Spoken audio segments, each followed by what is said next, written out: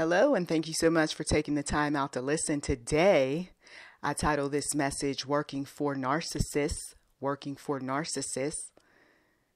Some of you have had the honor, and I say that facetiously, to work for selfish, self-absorbed, arrogant, conceited individuals. This business of working for a narcissist, and it is a business because, hey, when there's money involved, when there's time and energy, when there are other people involved, there are systems, process, it's a business. But to many narcissistic individuals, they don't treat the business like a business. No, instead, they have their tendencies of messing things up, but yet blaming others,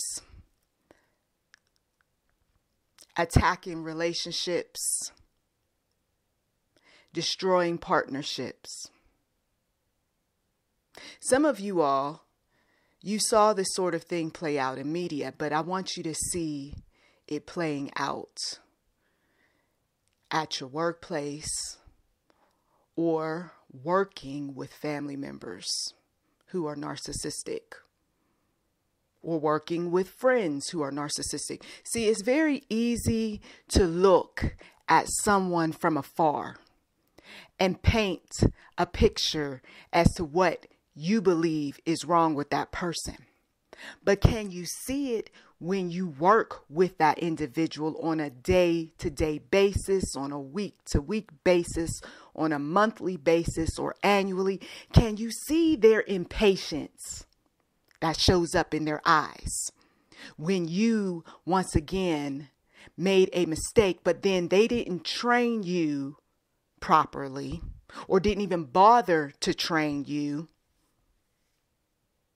Can you see this sort of thing when the relative rushes instructions or the friend because they assume you'll get it, you'll figure it out? Then they grow weary of you. They become irritated. They start talking about you to your face or to someone else.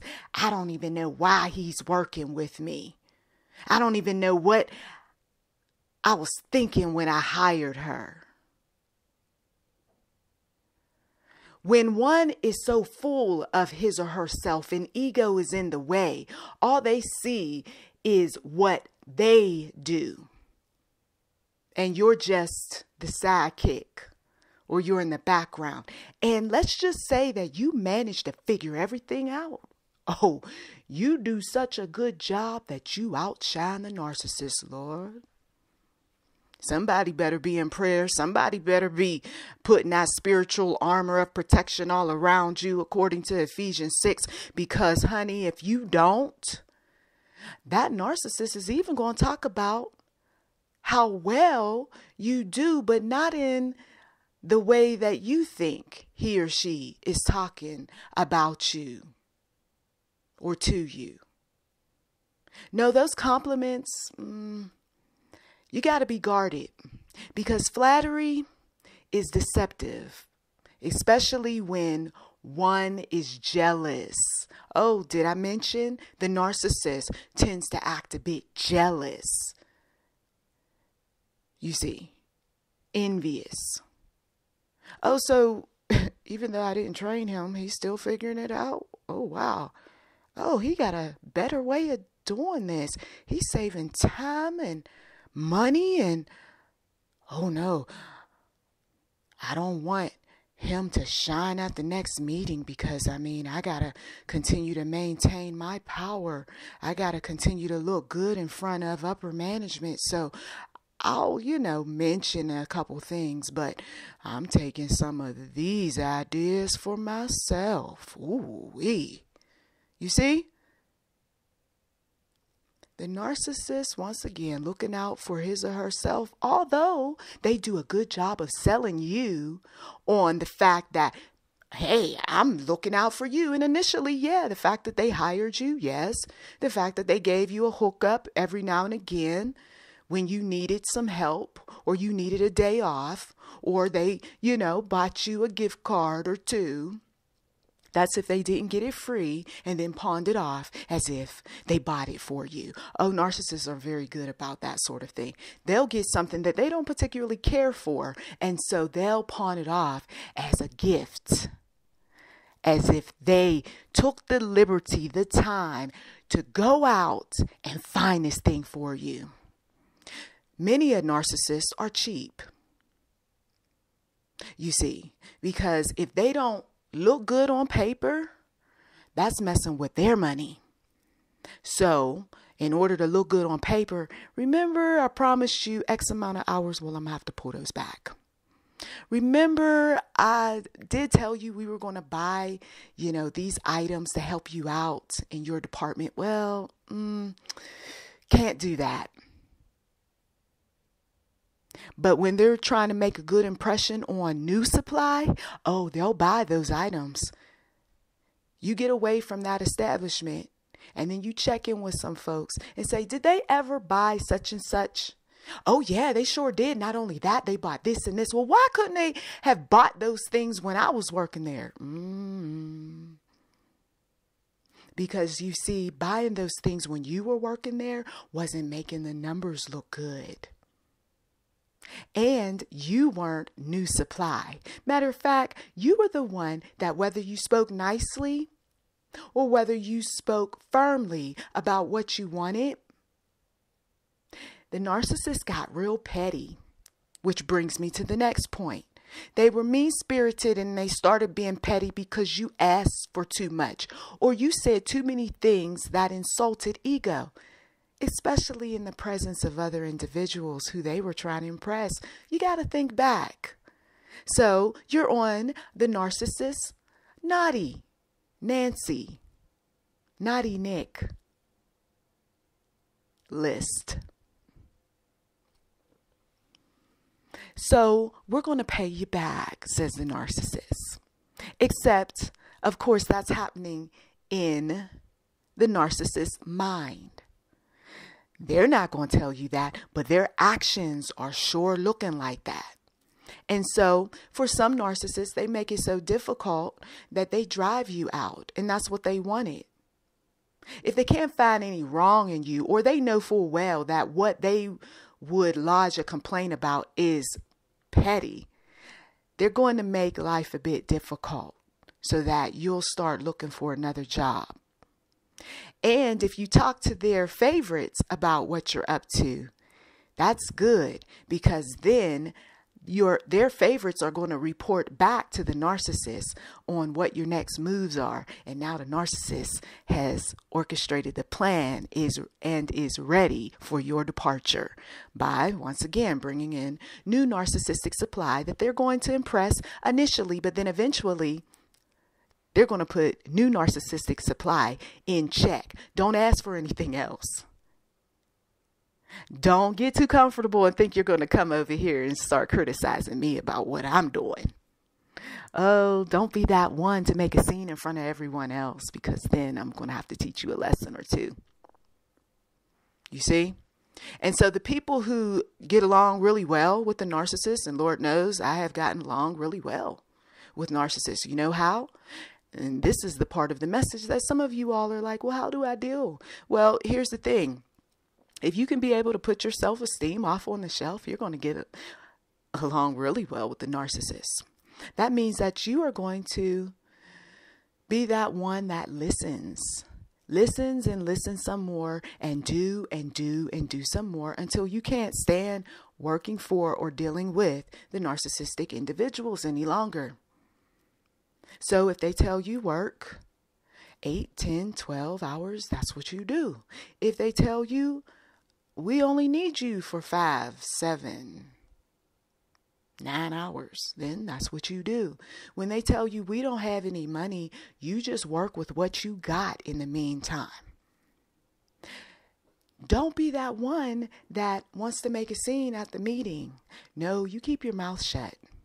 And if the narcissist calls upon you, whatever comes out your mouth better be a compliment before you start getting into your issue. And then even then, it better not be the type of issue that's going to embarrass the narcissist. You'll be better off sending them an email privately. And once again, you better be complimentary in the beginning of that email and in the end, and then be a bit light about whatever you're lodging your complaint in the middle. Oh yes, if you want to survive, then you'll do these sorts of things. If you could care less and you're no longer in need of your employment with the narcissist being the head, being the family member who is giving you some money in the meantime because you don't have a job, then you don't have to tolerate their mean-spiritedness, their arrogance, their impatience. And guess what? For some of you all, you may have went so far as to steal, kill, and destroy on behalf of the narcissist. You were just looking out for your family member. You were just looking out for your friend. You were just looking out for your manager. You were just trying to be that ride or die. But the narcissist, though, wasn't that for you. When you needed somebody to do some of your dirty deeds or their dirty deeds, narcissist was like, who, what, huh? Because remember, it's about their reputation and how they look before the eyes of men and women. So it's okay to steal for the pastor. Come on. And some folks do that sort of thing. Come up with all sorts of ways to take, and take some more. It's okay to steal from mama and them. Oh, it's okay. You see these select morals, but yet some individuals, they call themselves believers. But yet they do these sorts of things on behalf of the narcissist. You know you're in the narcissist's presence when you are doing shady things that you know are ethically wrong, morally wrong, racially insensitive, politically incorrect, sexually harassing. You in the presence of a narcissist. And let me tell you, sometimes God allows you to test you on how you claim to be so righteous, so spiritual. There were times where I was testing and I said, this is nothing but the devil.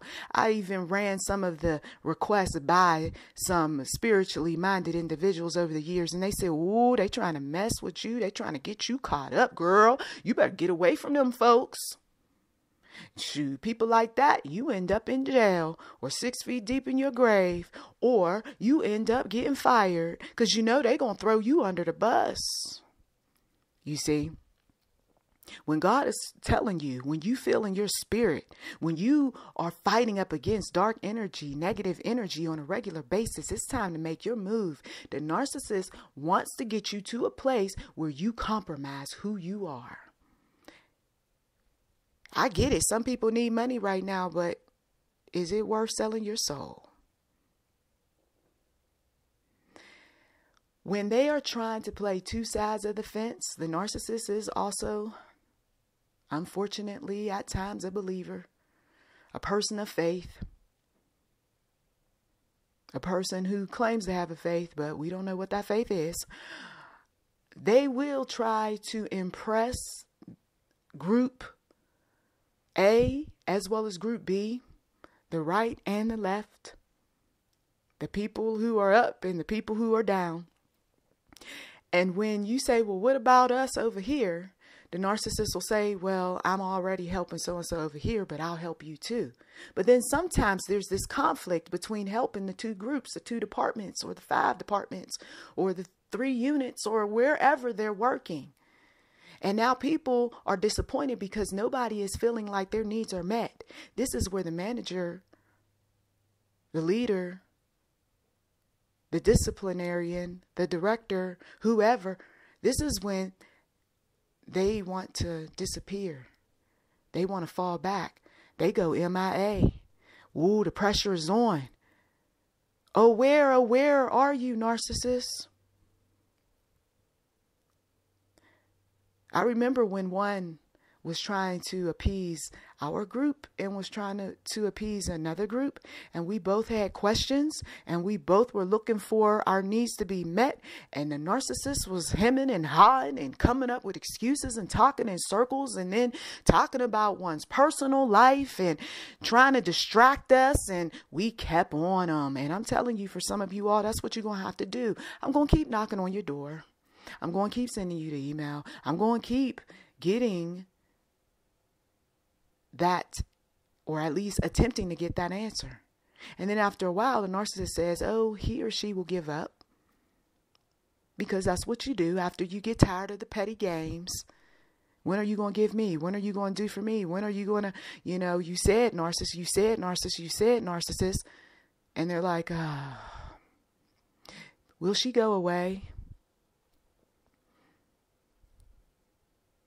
And then if they get tired of all of you all, they're going to pit you against one another.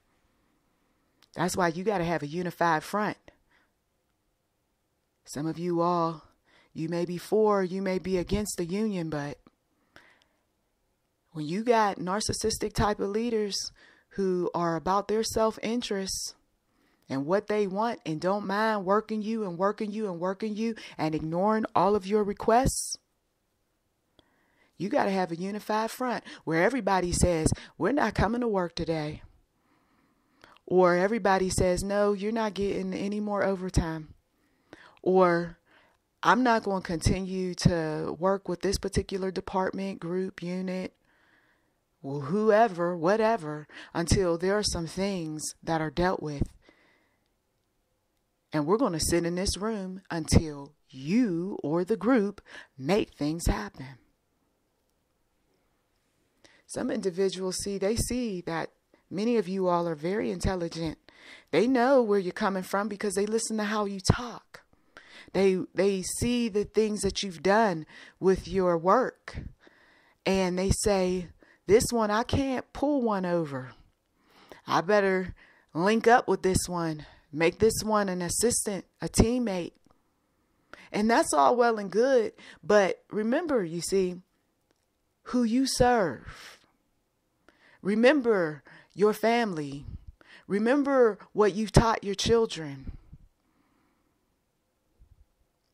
Remember what God himself told you in the quiet of the day as you walked, as you sat, how you felt convicted in the spirit. Narcissists could care less. But you who care, you have to be the one to speak up or walk away when things are getting a bit too hot in the kitchen. Or they're starting to get hot and you don't want to burn something up. So here's your warning, narcissists. For some of you all, you learned from those family members and friends who you did assist for a while because, yes, you needed the money. And you learned who they truly were in the way that they yelled at you, criticized you, got up in your face, threw things around, acted like complete fools. And you said, oh, let me keep it moving. After this, I'm no longer going to help this individual. They're out of their mind. And many a narcissist does have some kind of mental health ailment, but see, they cover it up by the way they dress or by the way they talk. They cover it up because you saw all that money that passed through their hands and you saw the things that they bought with that money. So you assumed he must be smart because he got a really nice job, or she must be easy to get along with because, well, there's people who continue to put up with her. But that's not necessarily true. It's just people have learned to tolerate. And if you're not one for tolerating, and you're one for establishing boundaries, and you've been accustomed to functional, healthy relationships, you're not going to stay in the presence of a narcissist for long. So for those of you all who are about God's business, you know to pray before you set foot in the presence of a narcissist. Some of you others, as soon as you see these signs, you start making your exit. You start coming up with a plan. It may not be within a day or weeks. It may take months. It may take a year or so. But remember, the longer that you stick around someone who's corrupt, your manners will be corrupt. The longer you stick around supporting someone who kills someone mentally, destroys someone physically, and steals from others, eventually you start looking the other way. As long as you're an individual who says that what I saw wasn't really what I saw and what I heard wasn't really what I heard, and as long as I keep my mouth shut, I'm good, then eventually you're no different than the narcissist. So raise up a standard, speak truth to power, and go to the one true God, confessing sin and repenting. Those of us, once again, who have had their share of narcissistic foolishness, we know that there's nothing good that comes out of these so-called healthy connections, so-called great friendships. On the surface, it looks like that until you anger the narcissist. Thank you as always for taking time out of your busy schedule to listen. You've been listening to YouTube NM Enterprise 7. Feel free to like, subscribe, comment. We do welcome giving on this channel, and thank you in advance.